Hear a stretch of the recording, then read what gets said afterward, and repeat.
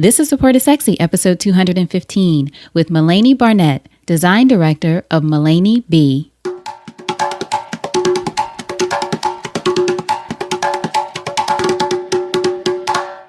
Welcome to Support is Sexy. I'm your host, Elayne Fluker, entrepreneur, author, and founder of Chic Rebellion Media. 5 days a week, Monday through Friday, I interview inspiring women entrepreneurs who share their wins and their lessons to help you take your business and your life to the next level and create something sexy. Here we go.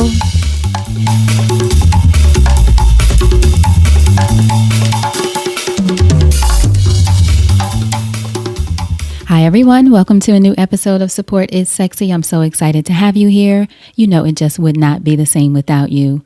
And I am excited about our guest today. You're going to love her, Malene Barnett, who is the creator and design director for Malene B, which creates these incredible bespoke carpets, artisan tile, wall coverings. Her designs are just amazing. You have to go to her website, maleneb.com, and check it out. But Malene is here with us today, dropping so many gems, especially if you are an interior designer or you create home accessories or you're in the home business in any kind of way. But for anyone really who is either in the early stages of the business and looking at ways to get media attention, build partnerships, all of these things that are really essential to all businesses. Malene covers all of it in our episode today. So it's chock full of information and tips that you will not want to miss. So in this episode, what you'll learn from Malene, how to determine your niche, also the importance of knowing how to market and sell your designs, the benefits of having a specialty, why, as a designer, you have to be aware of how much you have to budget for samples, something that I, of course, never thought of, but she breaks it down for us. Why you must do your research, study the industry, and know the players. How to assess when the answer should be no on a potential project. And again, this applies to all of us as entrepreneurs. How to approach and connect with potential partners. Malene's 3 tips for designers wanting to get more exposure.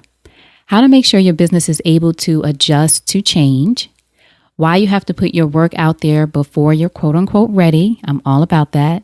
And why when it comes to business, you can't take any of this personal. And again, that's for all entrepreneurs. So again, you're going to love this. Great information in this episode.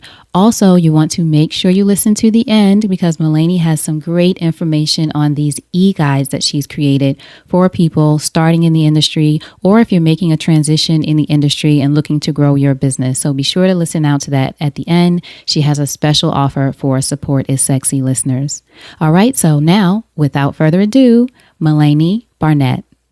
So Malene, thank you so much for joining us for an episode of Support is Sexy. I'm excited to chat with you. Well, thank you for having me. I'm excited as well. Of course. So first question, when did you first fall in love with entrepreneurship? Oh my goodness. I was a little girl. You know, I feel because my family is from the Caribbean and you know the jokes and these stereotypes that you don't just have one job, right. You know? So I was always trying to figure out how to make money, not just by having a regular job. And I actually, in college, one of the things my mother taught us was that we had to contribute to our college education. Mm-hmm. And so I remember I said, okay, well, I already have one job. I mean, that's going to give X amount of dollars, but I was an artist. And so people like my work. And so I used it as a tool to, one, develop relationships with people and to make money. So I designed T-shirts every summer. And this was when you were in high school?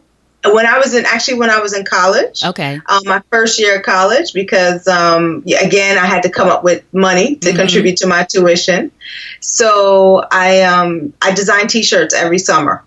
And I sold them at the Jackie Robinson Festival. I don't know if you were familiar with that. Yes. Yeah, so I used it as an opportunity because it was all, my work was very, African-centered and, really celebrating our culture and heritage. So I designed a few T-shirts and I would sell them every summer.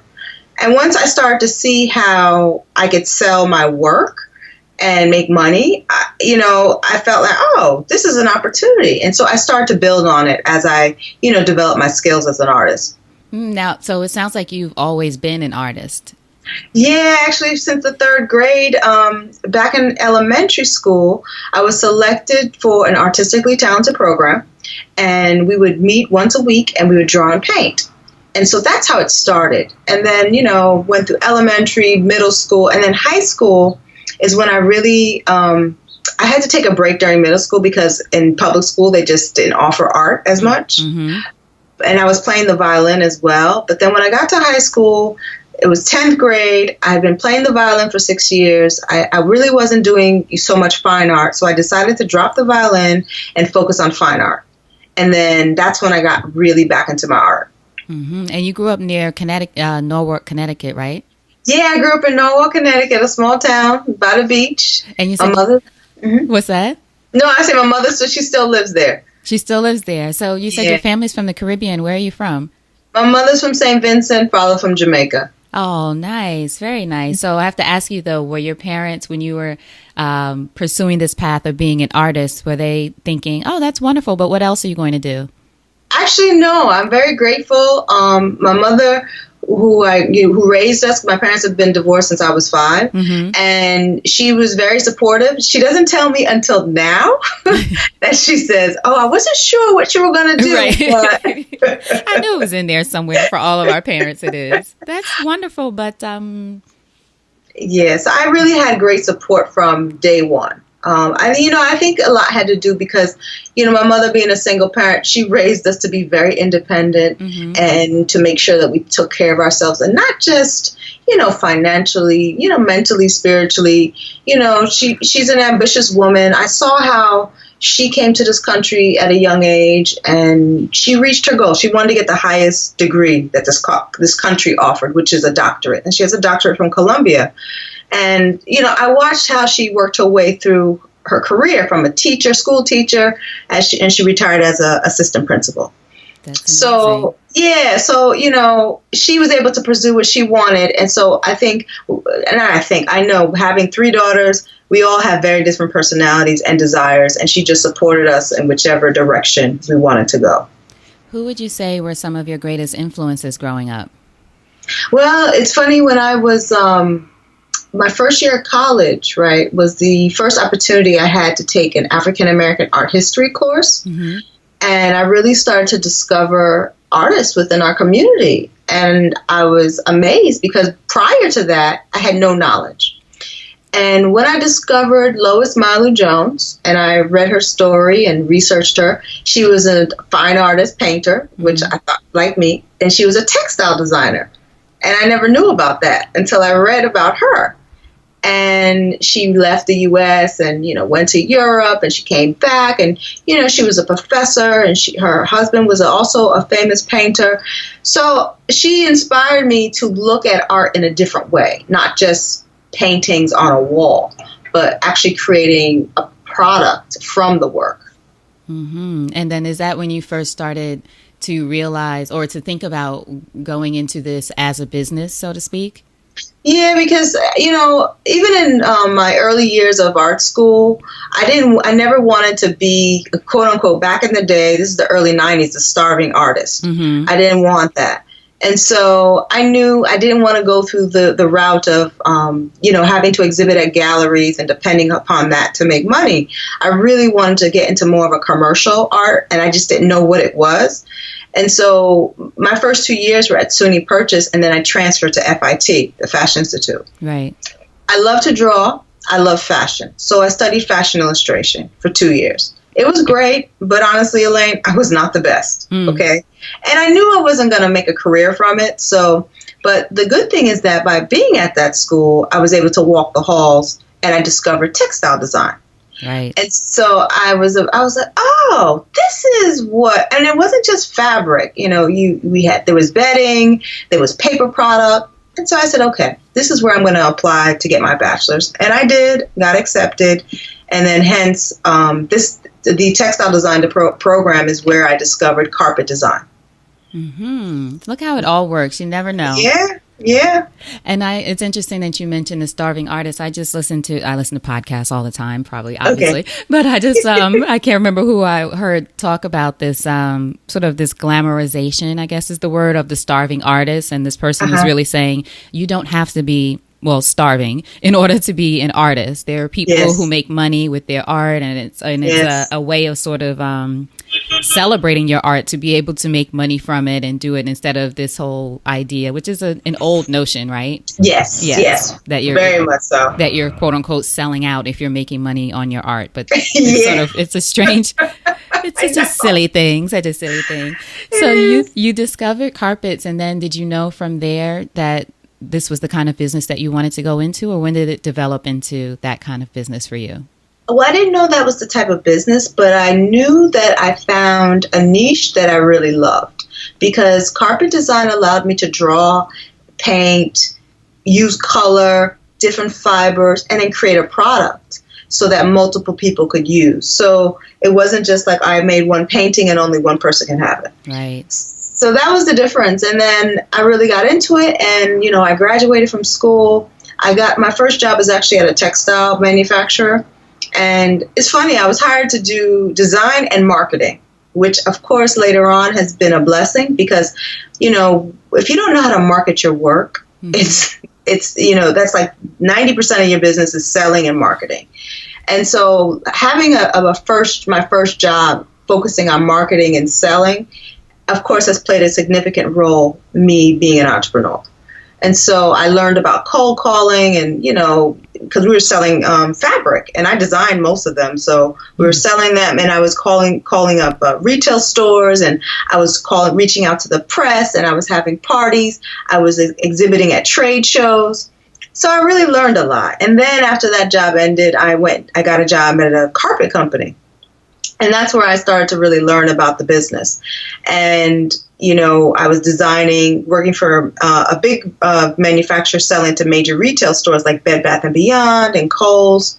And once I started to understand how to make product, because I worked at manufacturers, that's when I started to think about how I could translate those skills, but using my voice, my design aesthetic.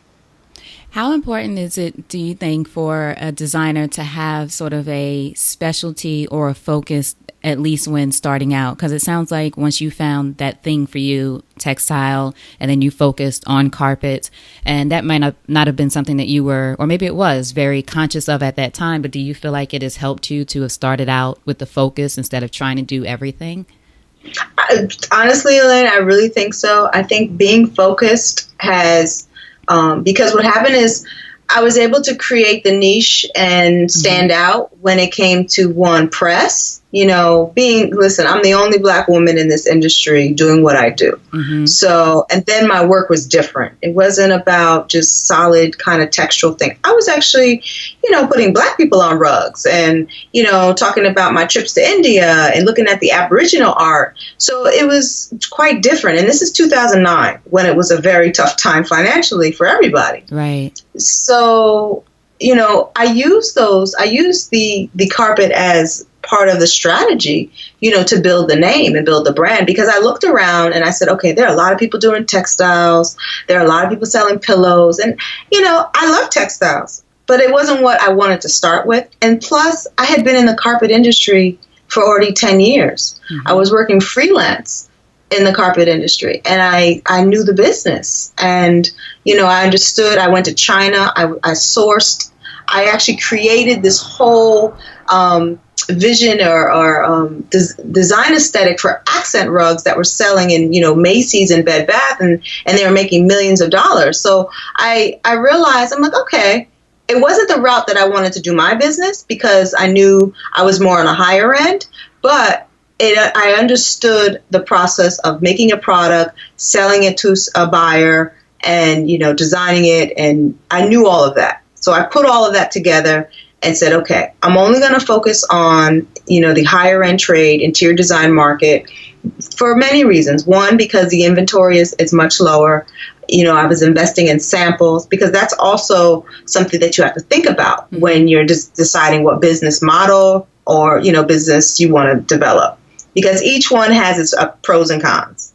And but since I was in the carpet business already, I figured it was just a natural extension to move into that area. So when you say that's something that you have to think about, you mean the amount of money that you'll have to invest in buying samples?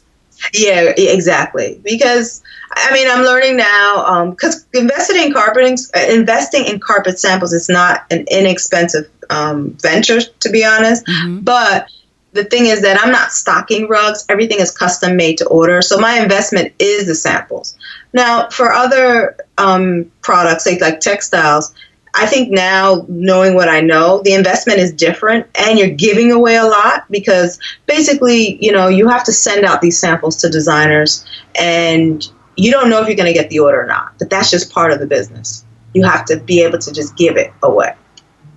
So at that stage, as a designer, you're sending a sample to a company and saying, I can create this carpet for your company, or how does it, what stage are you in the process?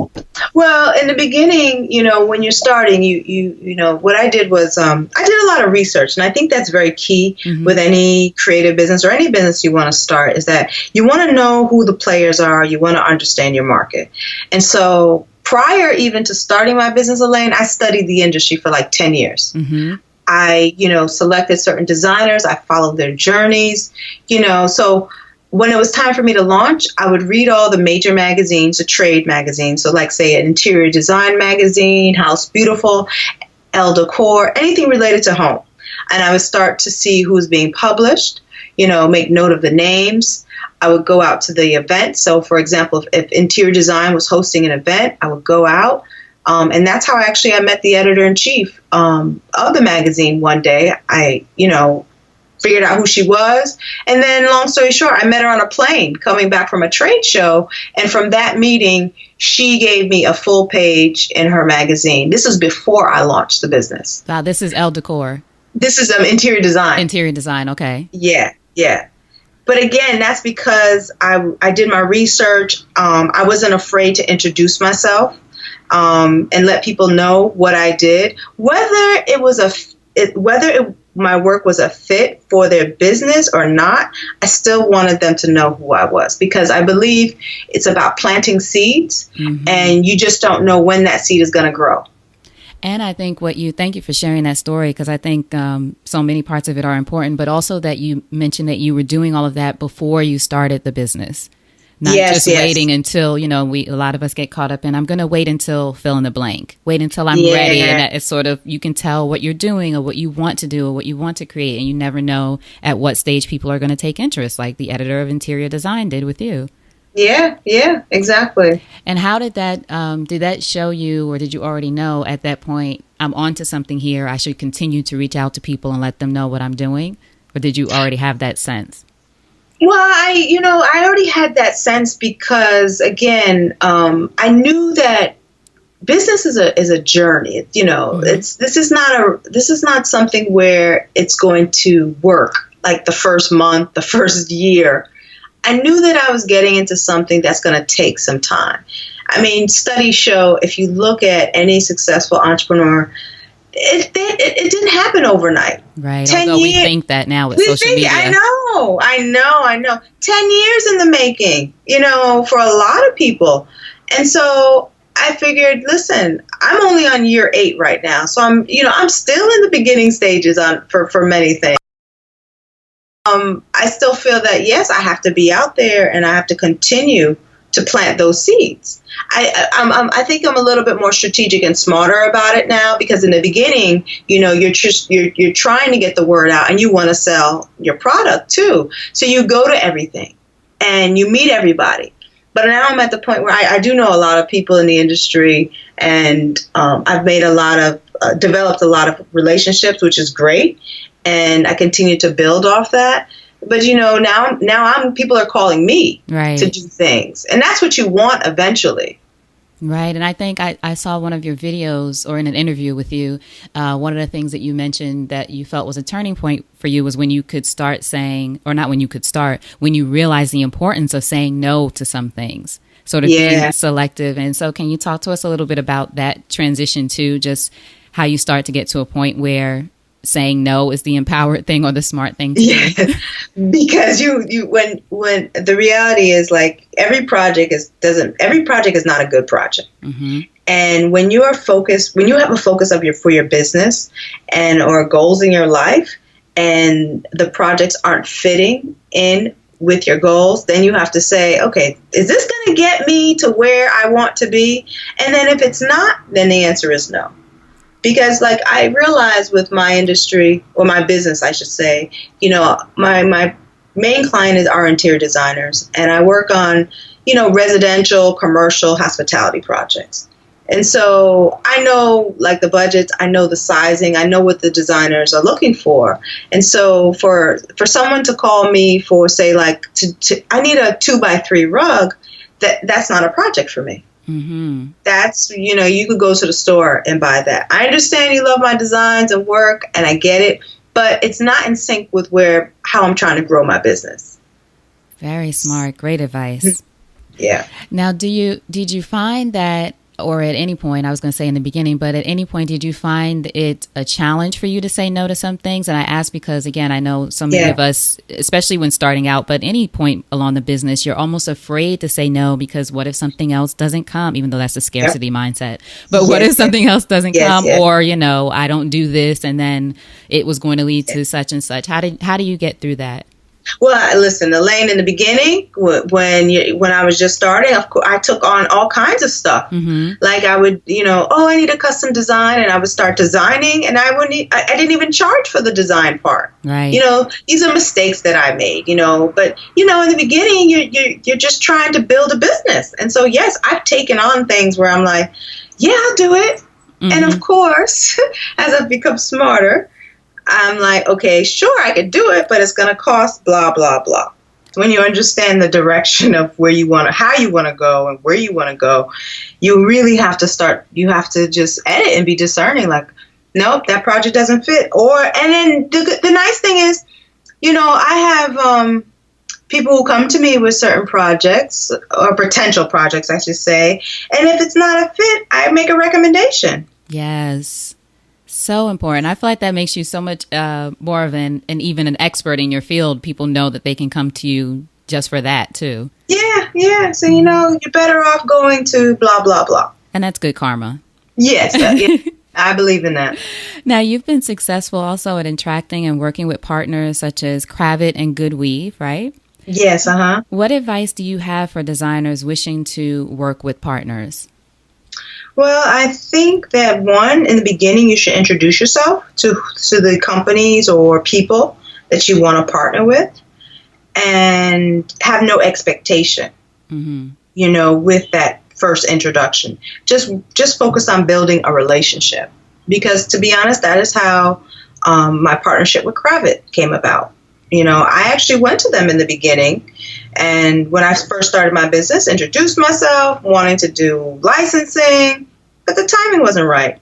But I didn't take it as, they don't want to be bothered with me, to hell with them. No. I was like, no problem. But I knew, the people that I met with, I kept in touch. Right. And so he's watched how I've grown my business. He's on my email list, so he sees all my updates. And lo and behold, I'd say about 6 years later, he came to me asking, hey, Malene, let's talk. What are you up to? Such an example of patience, but also continuing to stay in touch with them, I think, is an important lesson. Because as you said, sometimes we could just say, okay, well, to hell with them, and that's it. Sometimes it all comes down to timing. It's not necessarily a rejection of your work. Yes. And I think as creatives, we have to learn, we can't take any of this personal. Mm-hmm. It's not personal at all. Yeah. It's just not. And how have partnerships overall been important to your success as an entrepreneur? Well, I look at, like, in order to be in business, it's like I have to have partners. For example, my manufacturing partners, they're very important, because if I'm not able to make the product, then I don't have a business. Working with the creatives, the interior designers that I work with, again, understanding their vision and understanding their needs. If I'm not able to understand and work with them, then again, I wouldn't have a business. Mm-hmm. So I look at partners on like all levels of my business, from the manufacturing to the client, my accountant, the graphic designer, so all those people, they're all my partners. Very smart. What kind of opportunities would you say, or events do you think support designers in getting exposure? Because I know exposure in the media, which I know you've been wonderful at getting, and but also exposure to potential partners and those kinds of people. Would you say there are 3 things that you would mention that you would suggest that people do, or 3 certain events or anything like that? Let me think, Elayne, because either events or maybe there are strategies, because I just know you've been, successful at doing this, of course, over a long period of time. I think one of the things is that before you go to any event, you have to be prepared. Like, for example, for press or exposure. One of the things I think, as creatives, if we go in that mentality of being the starving artist or, I just want to create, but then you're not prepared to be in the press, there are steps you need to take. So, like, for example, having your headshot, your bio, thinking about what does your brand mean? Do you have a brand message? How are you able to talk about your work with confidence? I think those things need to be in place first. And once you have, your package together, then being strategic about the event. So, for example, say if, you make a list of your dream, say, magazines you want to be published in, or your dream partners. And then you need to start to see what type of events they're hosting or where the people you want to partner with, where are they speaking? What type of events are they giving? So it creates an opportunity for you to eventually meet them. So a lot of the people that I'm interested in, say, partnering with or, I would like to meet, I actually attend a lot of, events where they're speaking. So then at the end of the event or before the event is even better, if you have an opportunity to meet them, is to introduce yourself. And what if you're at that stage where you don't, as you mentioned earlier on, you don't have your product or your business and such yet? Do you still say, I'm Malene Barnett, this is what I do, this is what I create, even if you don't have, this is my business, that kind of thing? Yeah, I agree. I think that you should still introduce yourself because I've done it many a times before starting the business. Listen, Elayne, I started my business with 6 samples. Okay, 6 samples, and I had a meeting with Lowe's Hotel. And you want to know how I got that meeting with Lowe's Hotel? Yes, I do. I went to the 92nd Street Y, and the owner of the company, he was speaking. And I went up and introduced myself to him. I had no projects. I just had 6 samples. And so I told him what I did. And he says, oh, well, I'm going to connect you to the person who does all our purchasing and specifying for the rugs. And then the next day I got an email from him. He says, when do you want to come in? And I had a meeting. He had some projects going on. It didn't work out, but my point is I didn't have any projects. I had no work. I was just starting my business and I had 6 carpet samples. That is a great example. I love that story. And the fact that it got you in the room, just being brave enough to go up with what you do. One of my favorite quotes is from Arthur Ashe. I just mentioned it recently. Start where you are, use what you have, do what you can. That's right. And I feel like that's exactly what you did. This is what I have, starting where I am. That's perfect story. Thank you. Now, you're welcome. One of the things that I know that you did earlier on too in your business was sort of take a step back and really look at what was working and what wasn't working. And I know you were part of the is it the Goldman Sachs? Goldman Sachs. Yes. Yeah, with the Tory Burch Foundation. Yes. Now, how important is that overall for business owners to sort of, because we can get stuck with our head down doing the work, but not really take a moment to step back and say, is it actually working? Oh, it's extremely important. I think we have to do it not just, once every 3 years. We have to constantly be conscious about doing it because markets change and our world is changing and how flexible is your business? Like, how can you adapt to all these changes? Because that's the ones who could change to what's going on. Those are the ones that succeed. Mm-hmm. So if you're not consciously looking at your business and taking that step back, you're going to get stuck in ways that may just push you out of business eventually. And then if you have no goal of how you want your business to grow or look, then again, you're going to be stuck because you're not really feeding the business based on how you want the business to eventually be or your life. So it's very important to take a step back. And to be honest, when I joined that program, I was going through a business transition. I had a business partner that was from hell, and I just ended that relationship, and I was starting from scratch. And I said, you know what?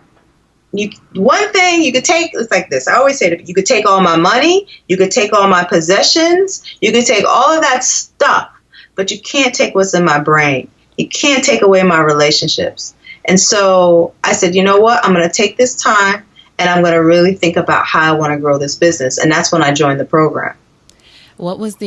In what ways did the partnership not work out for you? You don't have to give us, all the details of what happened, but and at what point did you know that I have to move on from this? Well, I realized we were on totally different pages of how the business should be. And I also learned that people's personalities, like especially around money, we were very different. I was a big risk taker. Okay. And my situation was different. I was a single woman, no children. I could take a lot more risk than someone who has a family per se. Okay. And so that we were at odds there. And plus it was 2009, 2010. And, business wasn't booming. Right. It was a hard time for everyone. It was a hard time.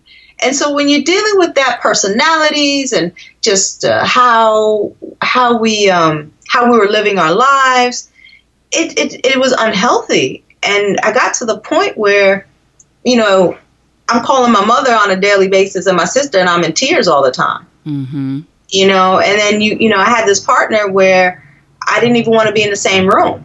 And then I had to act as if, from appearance from everybody else, everything's okay. And I couldn't live like that. And so it got to the point where, both my mothers, they coached me. They're like, look, you need to end this. And I'm like, you're right. But the problem, to be honest, was that the business owed him money. And I was like, okay, we're going to make some more business and we're going to pay him off. Well, it didn't work out that way. Ended up having to pay him off, which I did, through a loan from my mother, and started from scratch. Started over. Sometimes you just have to end it and start again. Yeah. So you know what? I think partnerships, I think they do work, but it has to be people who really are on the same path. They don't have to be the same exact person, but they have to have the end goal in mind. It has to be in sync, because that wasn't in sync with my ex-partner. And would you say they have to also be invested in the same way, even if it's not money, but just, I find sometimes one person is more invested than the other. Yes. And that's what was happening too. I was more invested in a different way. And, and then plus the workload became more on me. Right. And then it was just this imbalance. And I'm like, no, this is not working. Mentally, spiritually, physically. Right. So after that point then, was seeking out a program or a mentor or something to help you again, sort of really take a look at your business, something that was very intentional for you? Or how did you come upon the program that you entered, through the Tory Burch Foundation? Well, it's funny. My older sister had told me about the Goldman Sachs program like a year prior. And I was like, oh, this sounds amazing. Let me apply. But then I saw the credentials and I didn't qualify. But then she a year later, she sends me an email. She says, oh, I got this again. You should take a look. Now I was at a different place in my business. So I said, okay, let me take a look. Now I went to an open house meeting and I met with the advisors, and I didn't qualify for the program, the main program, because I didn't have 2 employees. Okay. So they were like, well, why don't you wait until you grow a little bit, and then you can come back to us, because they like me, they like my business. I said, okay, no problem. Well, I think about, a few weeks later, I got a phone call from one of the advisors. He said, we met at this, the open house. We really like your business. And he's like, there's an opportunity. We are partnering with the Tory Burch program, and it's an all-female cohort, and the criteria is different. You should definitely check it out. I said, okay, who do I call? And I called. The day I called, I asked them, I said, well, when did the applications due? They said, oh, it's due today. Of course. I said, okay, send it to me. And my birthday was like the next day. And I said, you know what? I'm going to This is going to be the best 40th birthday gift to myself. So I'm going to, submit this application and I'm going to get it done. And I did. I submitted the application, and then lo and behold, I got a call, like, I don't know, a week or two later saying they wanted to meet me and have an interview. And I was like, now you see, I went initially for the main program, and I knew I didn't have all the qualifications, but I still went anyway. Right. And you see, it was because of that advisor. He's the one that told me about the program. And it was the last day of applying, and I called, and I got the paperwork in. And it was a lot of paperwork, but I got it in. And so, because again, I believe you just never know. You have to go and pursue these opportunities. It's such a thread, but in all of the things that you've shared with us, just this willingness, as we said, to do things before quote unquote ready, or you have all the qualifications, because you never know who. And then you too, being who you are, I'm sure, are so impressive and passionate. Once you're in the room, I would you say that's an important part of it too? When you're in the room, showing up in your own way, of course. Yes. And letting people know what you do. Yeah.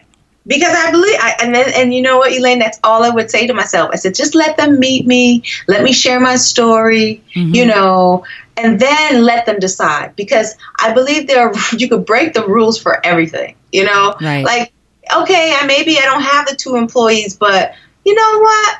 Well, we should really allow her in the program just because, we see that she is, she's passionate, she has the skills, she has all the elements, and she'll be a great student. And I feel they saw that, and that's why the other opportunity came. And you know what? I went through that program, and, so many opportunities have come. I mean, even at graduation, I was on stage with Tory Burch, Mika Brzezinski, Ariana Huffington, and the CFO of Goldman. I was representing the class. So I wouldn't have had that opportunity if I didn't go through the program. And during the course, be very vocal and expressive and really participate and show up. You also, was the MSNBC interview during the time of that program? Yes. That was because of that program. Yeah. Excellent. Now, in what ways did a program like that help your business too, outside of, as you said, the different connections and attention? Did you really feel like you learned how to move forward? Because, as we said, you were coming out of a partnership, quote unquote, breakup. Yeah. And again, that really helped to, that really helped me to focus on the type of projects that I needed and wanted to grow. That's when I started to learn to say no even more, because I became a lot more focused on how I wanted to grow the business. Excellent. So for everyone listening, I'll make sure to have links to all the great resources Malene is mentioning here, just in case people want to look into that or anything else that could help. As far as I think programs like that are so great, and we don't seek them out enough. I should say I don't seek them out enough. I'm speaking for myself. You definitely do. Now, I see, Malene, you also have courses on your site offering things like how to impress at a trade show and navigating sourcing. Tell us about that, the e-courses that you have. Yeah, I have an e-guide series called Malene B Essentials. And, over the years, many creative, whether they have already started their business or they're thinking about starting a creative business, they've asked me these questions, about press, trade shows, how to design a collection. And I thought it was time to put it together, but only focus on these essentials. Because, again, there are so many courses or books on, how to start a business and, how to run a business, all that type. But I felt as a creative, I wanted to focus just on some key elements and key steps when it comes to getting press. Like, people ask me all the time, like, oh, how do you get this press? And Elayne, I don't have a publicist. I've never worked with a publicist. It's all been through building relationships with the editors, and they've come to me because I know, like, I have a story and, I'm very confident about my work. And I think that is something that, creative people have to constantly stroke, and not just creatives, but everybody in general. But when it comes to, putting your work out there, people are so fearful of what others are going to say. Right. Is it good enough? Because when you put your work out there, you're constantly being judged. Either they like it or they don't. But then we take it personal. And so I learned that I am separate from my work. My work is just a tool to provide something for someone else. And so when I separate myself from the gift of creating and understand it's a gift, that, it's not about me, then you know what? If you don't like it, it's okay. Right. Because I know my work is not for everybody. So the guides, were really to help, to inspire, to build up that confidence, and to get you ready for whether it's a trade show, getting the press, designing that collection, and sourcing. Because I think I know from experience those key elements in running a creative business are very important. Knowing those elements. Who would you say is the ideal student for your courses? Is it someone for the guides? Is it someone who's just entering the business, someone who's looking at growing or transitioning, or a combination? I think it's a combination, to be honest, because I've had people who have just started. Mm-hmm. I have people who've been in business for a while, and then I also have people who are in say one sector of a creative business, but then they want to develop another part to their creative business. And why would you say it was important for you to, as you said, sort of package your experience and that kind of thing, which I think is brilliant. More of us should do it, especially after being in the business, any business, for a certain amount of time. But yeah. What was the motivation for you in deciding to package this? Was it just the questions that you started getting from people, as you said? I think questions went, but honestly, I really, really, really want to see the next generation, especially of women of color specifically, succeed in this creative field. It's not an easy industry to get into and to stay in. And I don't think there's enough of us doing it. And I want to see more. I'm tired of being the only one in the room or one of two. Mm-hmm. Right. I think it's part of my responsibility as an African American woman, to help to open some doors, because doors have been opened to me. And I want to do the same thing for the next generation. Excellent. Paying it forward. Support is sexy. Mm-hmm. Yes. Now, speaking of the guides, I know you also have a special offer for our listeners. Yes. Yay! Tell us about it. Well, basically, I'm giving $10 off any of the e-guides. So if you go to MaleneB.com and go to Malene B Essentials and you use the code Support is Sexy, you will receive your discount. And hopefully each guide, whichever one you choose, will empower you on that next level. Excellent. Thank you so much. That's going to be wonderful for everybody listening. Welcome. If you're a designer interested or you're already doing it, you must get these guides. And I'll, again, make sure I have links to everything. So thank you, Malene, for that. Well, thank you. What would you say that you envision for your brand in the future? What other things are you excited about right now? Oh, I'm so excited because I am ready to rebrand and rebrand myself as a lifestyle brand, which has always been my goal. So I'm going to get into other product categories, not just about carpet. Right now, I do have carpet, wall covering, and tile, but I'm ready to expand into bedding, into entertaining, which is dinnerware and home accessories, and travel. Like, these are like some main elements that of my life that I really love. And so I want to develop products that feed into those categories. So you're going to see a new Malene B come 2018.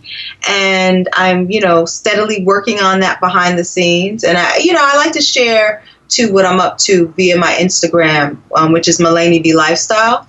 And which is gorgeous. Oh, thank you. Thanks. So it's time for me to, make that transition and focus again, as I talked about earlier, about how I want the business to grow and what do I want to be known as.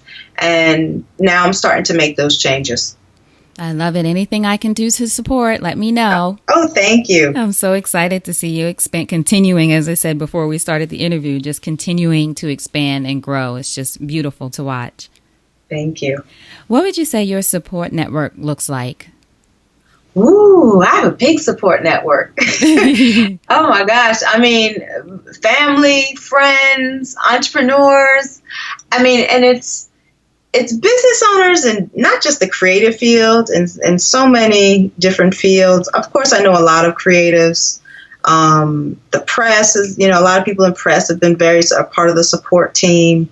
My social media, people don't realize, social media, and I get it, it looks like everybody is always doing such amazing and great things.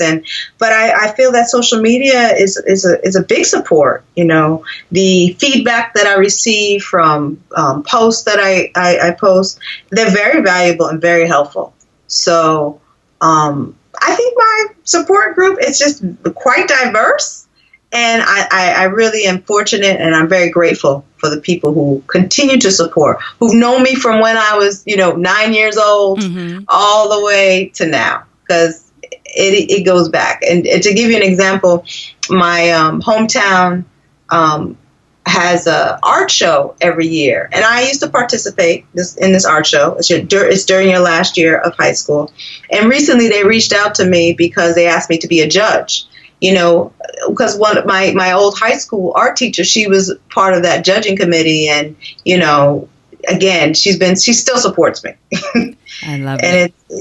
So one of the things that I love that you do too on social media is ask your audience questions of what they want to see. I think in one post I saw you said, I want to offer what you need, not what I think you need. I think it was about your e-courses, your guides. Yeah, yes. You said what would be most helpful. So I think that's important too, just not only just posting what you're doing, but you're also engaged with your audience. Yes, it's important. It's important. Yeah. Yeah. What would you say entrepreneurship has taught you about yourself as a woman? Ooh. I think, you know what? I could do whatever it is that I put my mind to, seriously. I'm very resilient. If I didn't know that before entrepreneurship, I know it now. It will teach you that. Yes, it will. I always say it'll show you what you're made of or not. Yes. Very resourceful. I'm very resourceful. Again, if I didn't know it before, I do know it now. Excellent. So in closing, Malene, if you think over your life and career and you had the chance to thank only one person whose support was critical to you personally or professionally, who would that be and what would you say? Mommy, you have been my rock because of how you lived your life and because of your vision, because of you being you and allowing me being me. I'm able to sit here and say thank you. And I continue to praise her because I know the sacrifices that she's made and continues to make in order for me to see my dream come true. So thank you, Mommy. Thank you, Mommy. That's beautiful. Thank you for sharing that. You're welcome. Thank you. So now tell us how we can support you. I'll have, as I mentioned, links to your website, the great e-guides and all of that great stuff. But tell everyone the website, social media, anything else you want us to look out for. Sure. My website is, maleneb.com. That's MALENEB.com. And please follow me on Instagram if you haven't. Malene B Lifestyle. That's MALENEB Lifestyle. And I'm on Facebook on Malene B Lifestyle as well, LinkedIn Malene Barnett, and Twitter Malene B Life. Any support, meaning comments, requests. I love receiving feedback. I read it all. I answer my emails. So I'm not, don't think that I don't read and follow, but because I do. I am a busy woman, but I do pay attention. So I do love to connect with my audience. And, I always love to hear about different products that you'd like to see. So feel free to, send a comment on Instagram or send me an email. I'm open to that. studio@maleneb.com. And I look forward to serving everyone in the near future. If you haven't been a part of the Malene B experience, follow along because I am definitely creating more opportunities for in-person engagements. And, I just want to keep inspiring, especially those young creative entrepreneurs, that it is possible to create a business based on your creativity and find happiness and, do what you love. Excellent. Malene, thank you so much for spending some time with us. I really appreciate you. Thank you. I was like, is it done? I thought we were just getting started. Just getting warmed up, right? I know. I'm like, what? I'm trying to be conscious of your time. I know you're busy. Thank you all day. Yeah, I know it's fun. I know I have so many more questions. It's like, okay, let me focus. As You you said, sure? let me focus. No, I know. you're fantastic. I'm sure I'll ask you more later. I want you to come back too and tell us when you do all of the new things that you have planned. So we'll do another one. Now, before you go, what's a parting piece of advice from you to our listeners about anything? Ooh, well, this has been at top of mind as of late, and I did make a post about it, but it's good to, constantly get that reminder of just letting go of the fear and just keep walking and just know and trust the universe is going to take care of you. So our time on this earth is limited. The clock is ticking. So the longer we wait to do things because, like you said earlier about, I'm not ready and blah, blah, blah, all these excuses, you know what, listeners, stop, just go and do. You'll be all right. You'll be all right. Malene Barnett, thank you so much. Hold on for just a second. All right, I hope you enjoyed that conversation with Malene Barnett of Malene B Designs. Be sure to go to supportissexypodcast.com. Just search Malene in the search box, Malene, and her show notes page will pop up and you'll have a link there to the e-guides that she mentioned in this episode. She's giving Support is Sexy listeners a $10 discount on those fabulous e-guides. Thank you, Malene. So be sure to go to supportissexypodcast.com and search Malene so that you can find the link to all of those resources and to the other resources that she mentions in this episode. She gave us so many, so you don't want to miss out on that. Also, wherever you're listening, know that I appreciate you, but I also want you to make sure that you subscribe to the podcast. This way you do not miss any new episodes. We're going up for you 5 days a week. So I want to make sure that you don't miss anything. Subscribe, whether you're on Apple Podcasts or Stitcher, Google Play, SoundCloud. Subscribe to Support is Sexy right now so you don't forget. And this way we'll be there for you every single time you turn on your phone. There'll be a new episode there, 5 days a week, that is. All right. So again, thank you so much for listening. I truly appreciate you. And now you know what to do. Go out there and create something sexy. And I'll talk to you soon. Take care.